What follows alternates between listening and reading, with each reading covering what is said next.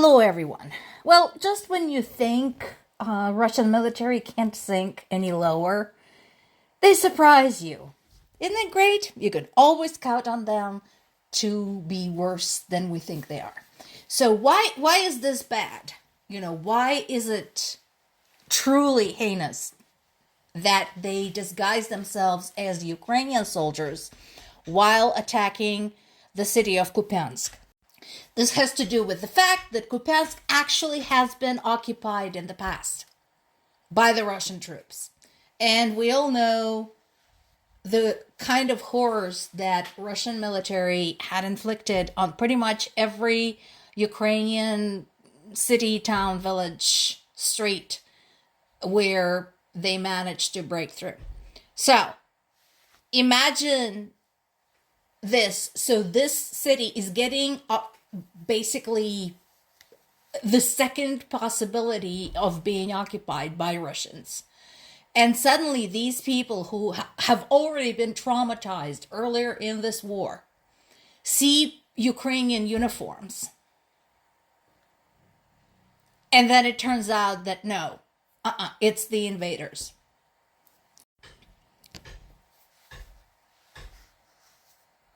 So, fortunately, these scum only got as far as the suburbs, and then they got pushed back by Ukrainian troops.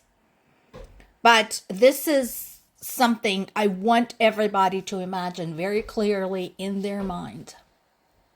What it must have been like for the people living there.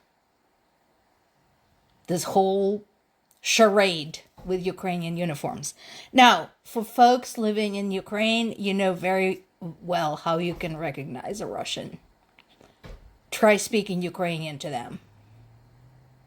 You know what I'm talking about. This is an in-joke, folks. Those of us who grew up, when Soviet Union was still in existence, speak both Russian and Ukrainian almost equally fluently. So, for some reason, Russians have always been complaining that Ukrainian is incomprehensible to them, even though the two languages are similar. Kind of like Spanish and Portuguese. Think in that direction. If you can speak one, maybe you can't fluently speak the other, but you can kind of read and understand it. So if a Ukrainian person tries to speak to a Russian person in Ukrainian, the Russians are going to glaze over. I can almost guarantee, unless for some unknown reasons they started learning Ukrainian, which they're not gonna, because their plan is to eliminate Ukrainian language, should they get to keep Ukraine. So, but yeah, if you want to find out if somebody is a Russian spy, just try speaking to them in Ukrainian. This is important. So for a long time,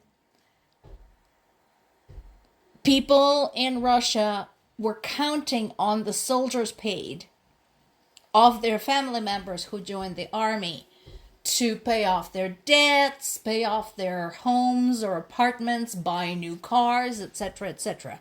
Well, it looks like the money is running out, and even as the death toll for the Russian military is going up and up and up, the money is about to go down and down and down.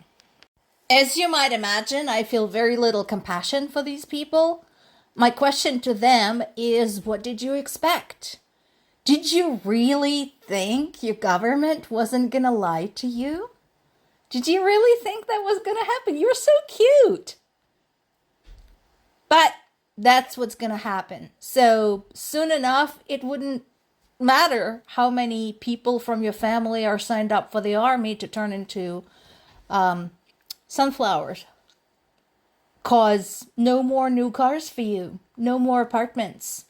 No more fur coats. Sorry. Not sorry. A few days ago, we talked about a doctor, a pediatrician, who got sentenced to 5.5 years in a penal colony for allegedly, no proof, hearsay evidence only, criticizing the Russian troops. This woman was jailed for 8 years for demanding Putin's death. Well, at least in this particular case, there was evidence. But basically, consider for a second things that were said by a certain party's candidate, and you all know whom I'm talking about, during the last presidential campaign, and his supporters. Just consider about it. There were firing squads mentioned, deportations, concentration camps, etc., etc. So this person posted anti-war comments online, including several of them, yes, calling for assassination of Putin. And for that, this mother of 2 young children was arrested and found guilty of discrediting Russian army and spreading false information about it, as well as justifying terrorism. Food for thought, everybody. This is just, these 2 cases we just spoke about this week are 2 out of hundreds in Russia today. This is on the site called Conversion. It's a new source for me. I'm still kind of feeling out. It appears to be credible and reasonably unbiased, but since it's a new source for me, I'm still kind of getting a feel for it. But there was this really good article on that site talking about the various scenarios when it comes to the war in Ukraine. And basically it summarizes very nicely what we have been discussing since the election results in the United States became known. So they covered the question of sustainability and the Republican administration's plans to end it quickly, and what the U.S. withdrawal would mean. They've talked about the EU support there as well, and touched upon the point that I made recently, that EU may need to just assume U.S. is not going to be there for them and act accordingly. They also talked about Zelensky's offer. They're describing it as Zelensky's offer to Trump. It's actually not just to Trump. So let me elaborate on that.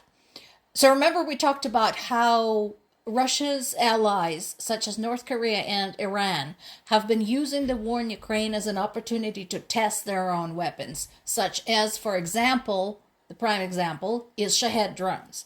So what Ukraine is offering to the US, but also to the other allies, is it's offering itself as basically a military testing ground, as a military lab. It's offering the allies the chance to collaborate and try to basically test their weapons in the field against the invading army.